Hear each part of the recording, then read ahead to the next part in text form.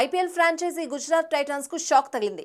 Team India senior pacer తమ జట్టు కీలక బౌలర్ అయిన మహమ్మద్ షమి ఐపీఎల్ 2024 సీజన్ మొత్తానికి దూరమైనట్లు తెలుస్తోంది.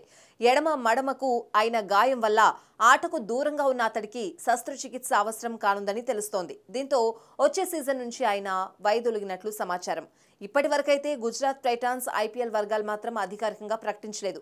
గత వన్డే ప్రపంచ కప్ తర్వాత గాయం వల్లే ఏ సిరీస్లోనూ ఆడకుండా విశ్రాంతి తీసుకుంటున్నాడు.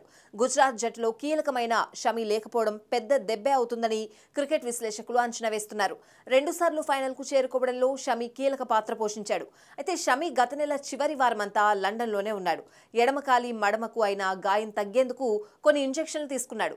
3 వారాల తర్వాత కాస్త పరిగెత్తడం ప్రారంభించాడు. కానీ దానివల్ల పెద్దగా ప్రయోజనం చేకూరలేదు.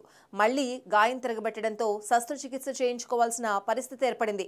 దీంతో త్వరలోనే మళ్లీ యూకే వెళ్తాడు. కాబట్టి ఐపీఎల్లో ఆడడం దాదాపు కష్టమే అని బీసీసీఐ వర్గాలు వెల్లడించాయి. అయితే ఇప్పటి వరకు ఐపీఎల్ 2024 సీజన్ షెడ్యూల్ ఖరారు కాలేదు.